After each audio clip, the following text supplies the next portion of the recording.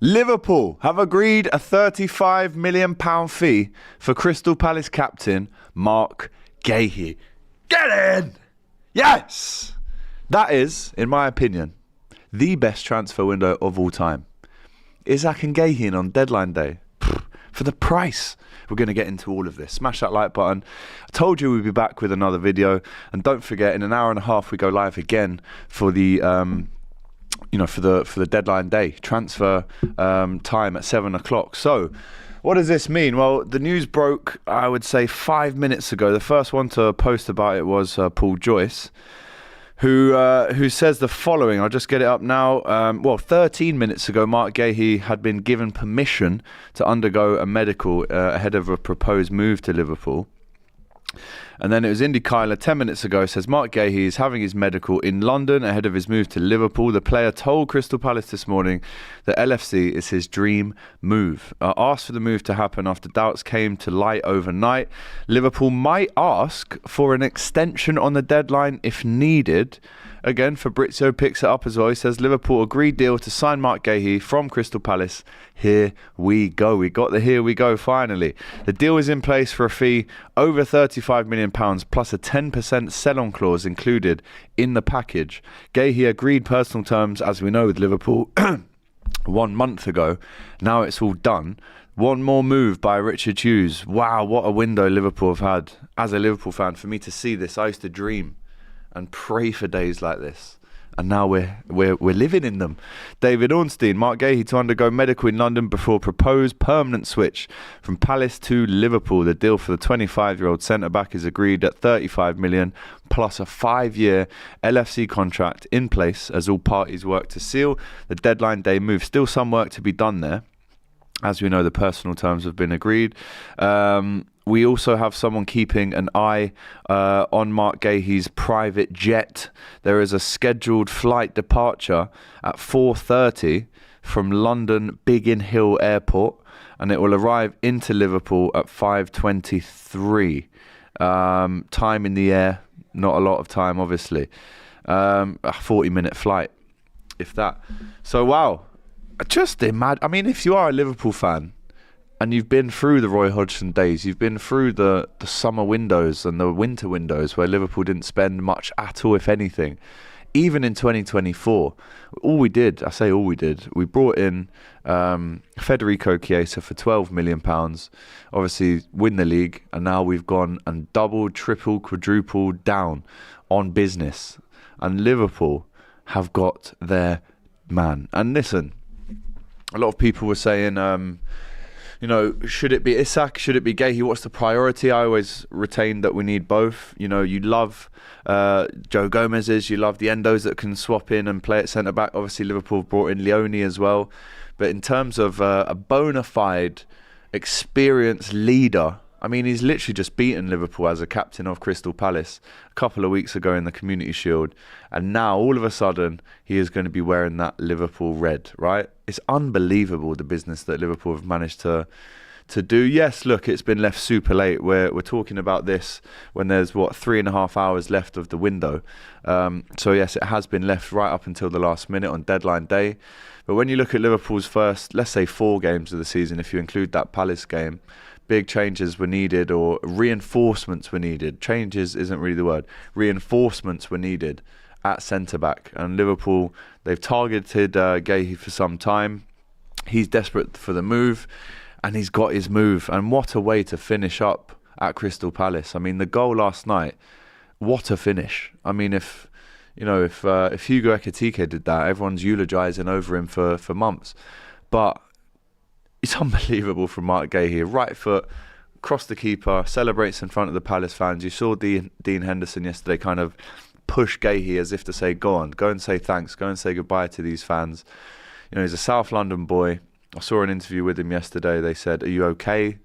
Which, again, is quite a nice question from a journalist. It's all very business. We must ask them this and that. But actually to say, are you okay? Like, it's been a lot off the pitch for you in the last couple of weeks. How's your mental? He said he's good. So his medical is happening right now in London, and then he will go up to Liverpool at 5:23. That's allegedly the time he arrives there at Liverpool John Lennon Airport. and then it's a race to get to the AXA. I assume before he gets on that flight, they will have signed the contract. There's not much time there. If this is his flight. Because there's no way he's got time to drive to Liverpool. He's going to have to fly. I mean, I did it this morning. It takes a good 2.5 hours on the train even. So with 3.5 hours to go, it does look like Liverpool have got their man. We just need to obviously sign the contract, get the medical sorted. I mean, I don't suspect that there'll be any bumps in the road. The personal terms have been agreed. I'm pretty sure that the contract would have been typed up and ready for him to sign as soon as possible. But as things stand, both teams have now agreed on the fee. Let's talk about the fee, because 35 million quid, I think that's a fantastic, great fee, great business done there from Liverpool. And, you know, if Palace didn't want to sell, then they would have got nothing next summer. So from a business point of view, Palace almost had to accept it at this late stage, but what a blow it is for them. As much as Liverpool fans are rejoicing and we're saying, you know, what a move this is, it's the best transfer window of all time, which it is, in a way you do have to feel for Crystal Palace. And actually Oliver Glasner yesterday said, look, if they sell him, I'm walking.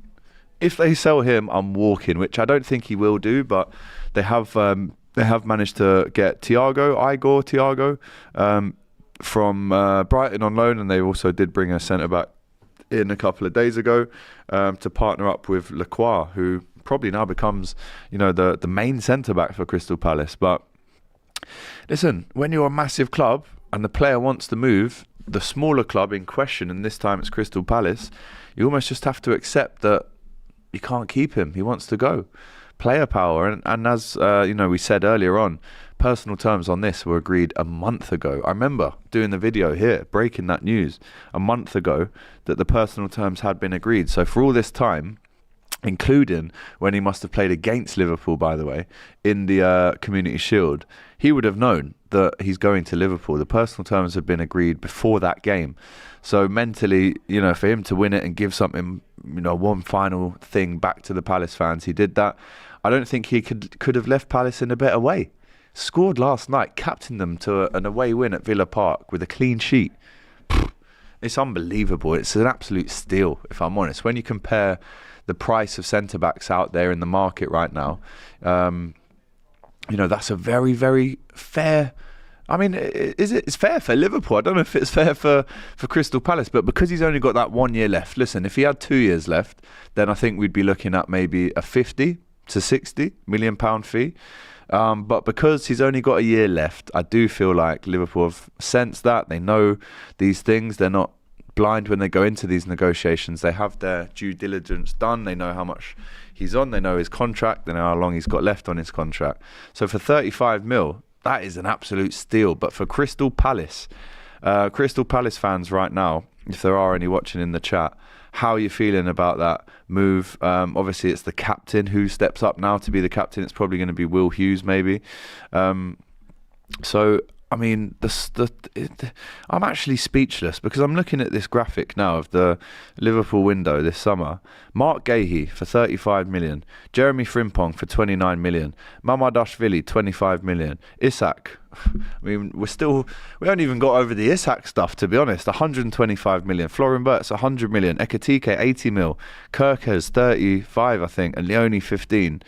1, 2, 3, 4, 5, 6, 7, 8. Liverpool have brought in 8 players. I think that's the most kind of like volume-wise of players that I've ever seen Liverpool bring in ever in my lifetime. Maybe in Liverpool's history, we've brought in 8 players. 8 players, people. And obviously, so much money's been spent, but so much money's been recouped as well, including other news of players leaving today. It looks like Harvey Elliott is going to go to Aston Villa on loan. There's also talks of Jadon Sancho going to Aston Villa on loan as well. They're also looking to get back Asensio on loan after his brilliant spell last year. But I do feel like with Harvey Elliott now and Sancho, I don't think that Asensio move happens. But listen, he's only got a few hours left to kind of get out of PSG if that's what he wants to do.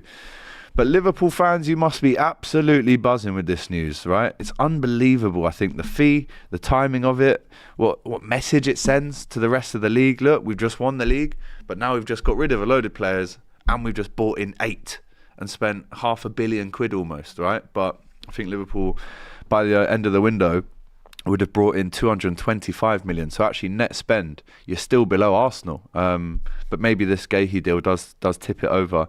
But Liverpool have agreed, according to Sammy Mockbell, agreed a deal to sign England centre-back Marc Guehi from Palace. In my opinion, the best English centre-back out there at the minute.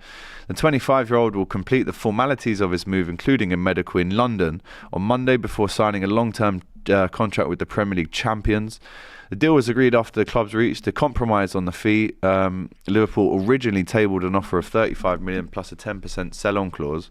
He did play, as I said last night, he's played 162 times for Crystal Palace, scored a spectacular goal, and he said, all I know is when you score goals like that, it's always down to the team performance. People try and single out the goal, but it was a clear team performance tonight.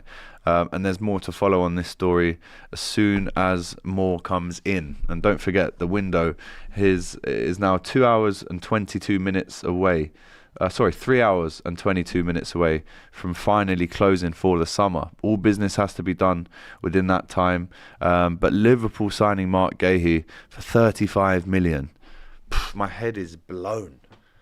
As a Liverpool fan, I can't believe how clever and how effective, how efficient, how direct we've been with our... Listen, it's taken some time. Isak and Guehi were the two out of every single player there that we have signed that were going to take a long time to get over the line because of the fact that the teams need to replace them. You know, if you look at Kirkes, Frimpong, these guys were signed at the end of June. And we've got to the point now, with just over 3 hours to go, we're going to get in the big fella, Marc Guehi, who is such a good footballer and a character. I think he leads by example. Matt Law here has just said, I always admired Marc Guehi as a player and a character, but he's gone up in my estimation even further over the way he's handled this Liverpool move and his Crystal Palace future. Absolute class act and deserves every success in the future. Liverpool have got a gem. Just sensational. Also, looks like Donnarumma is on his way to Manchester City as well. I'm going to go through all of these in the 5 o'clock show. I just wanted to update you with some more little bits and bobs. Emi Martinez has signed a new deal with Aston Villa until 2029. Didn't see that one coming. And it goes back to the sign that I saw in Hong Kong. FSG out standing. And there's no FSG outers now, is there? They've all disappeared. Absolutely disappeared. I just can't believe it. After Isak, that deal has now been agreed for 125 million. It's the record for the Premier League. And he's on his way. He's in Liverpool. We've seen shots of him, haven't we? In Liverpool in the last couple of hours, getting his medical all signed and sealed and delivered. But that is, in my opinion, the best transfer window of all time in the Premier League. I know Chelsea... in 2004 brought in Robben and Duff and all these guys, but I'm talking about 8 starters that can go in and start every single game for Liverpool. You know, that option now to have Konate and Guehi, almost interchanging between their partnership with Van Dijk. The depth is crazy. And don't forget, Liverpool, sold 2 strikers. Tragically, one of them passed away. It looks like Harvey Elliott's going to leave now. I don't think he's ever really been fancied by Arne Slot since he's come in.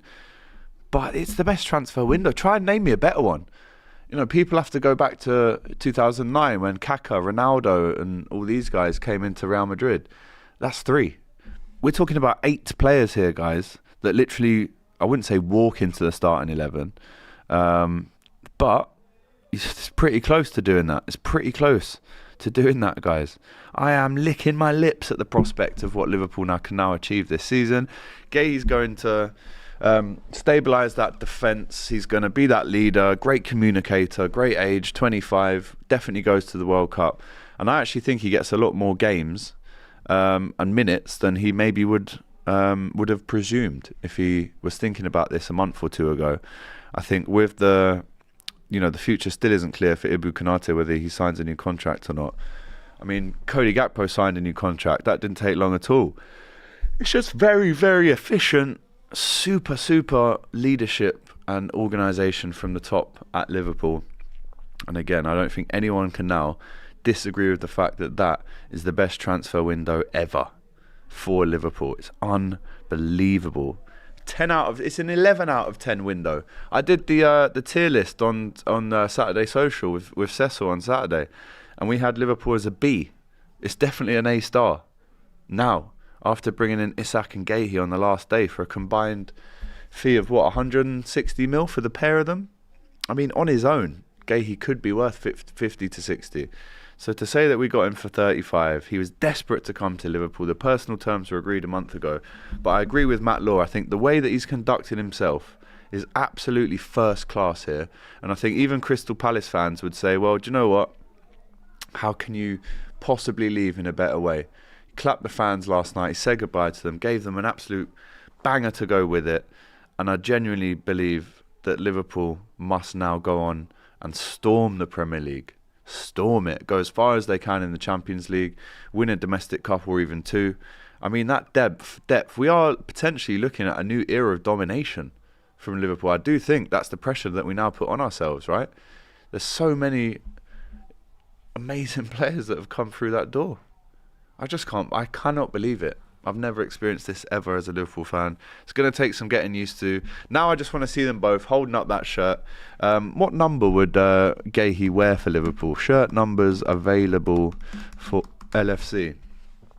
12 is there. So actually, he's going to get 12, isn't he? Isak will take 14, I think. But 12 is a great number for a centre-back. Sami Hyypiä wore number 12 for Liverpool. So yeah. Number 12, there you go, Marc Guehi, that's your number, fella. And then Alexander Isak can get number 9. If he wants the number 14, he obviously has to do a little swapsies with Chiesa, but Chiesa's not going to take the 9, is he? So I do think, number 6, no, Milos Kerkez is number 6 now, isn't he? Oh man, dreamland, absolute dreamland stuff. Let's see what you guys are saying in the comments. Bank of Coutinho has a AAA rating, clearly. You never walk alone, says Victor. Oh no, of course Bradley is 12. What am I on about? Thick. So what would he be then? 5 is Konate. 13 is available. 14, Chiesa's 14. Yeah, Isak could be number 9 for sure. My Liverpool best friend calls me every 2 minutes, says the Gunners. Liverpool winning everything in 2 years. Mark my word, says Ty G. Call me in May during the parade. This is too easy, says Douglas. Liverpool don't have to win the Prem, but the likelihood is that they will. The depth is frightening. Arsenal Avenger, you sausage, hold that, says Layunda. Scored a banger as well. AGT, Elliott deal means no buyback clause. Please answer. The Elliott deal is £35 million obligation to buy at the end of the season. The buyback clause, maybe there isn't a buyback clause then for Harvey. Maybe there isn't. Let me just, whilst we're on Liverpool, I might as well just update you very quickly on the latest on Harvey Elliott. Harvey Elliott has been given the green light to leave Liverpool and is on his way to Birmingham to complete his loan move to Aston Villa with a £35 million obligation to buy. Also, another message here from someone from Snack Media that says, don't shoot the messenger, but Liverpool are assessing if they have time to negotiate and complete a deal for Morgan Rogers after Harvey Elliott's departure and a green light from Aston Villa. It's unlikely, but one to monitor in the next few hours. But yeah, Fabrizio said Aston Villa reached the verbal agreement to sign Elliott. An agreement is in place on loan with an obligation to buy for guaranteed £35 million package. The medical is being arranged. I don't know what more I can say on it. Oh, Joe Gomez has agreed to sign a 2-year extension. I'm in dreamland, people. That is an 11 out of 10. That is an 11 out of 10 transfer window for the Reds. Man, I don't believe it. It's so good. So good. I'm speechless. But anyway, we'll be back at 5 o'clock with more on this story and everything else that is happening across the next 3 hours and 13 minutes, guys. So much to talk about. Make sure you're here with us at 5 o'clock. We've got a great cast for it, great panel. And we'll be back for that. Of course we will. Of course we'll have a look. But for the time being, smash that like button, guys. Get your comments in. How good a window is this for Liverpool? Are they going to just storm the Premier League now? Reese says, where did you get that Endo shirt? It's a 1 of 1, my people. It isn't even out yet. I'll be honest. You can't even get this. Shout out Matchday Collective every time for making it so quickly. But yeah, man, listen, I'm over the moon. That's a 10 out of 10 window for Liverpool. Smash that like button. We'll see you soon at 5 o'clock. Get in there.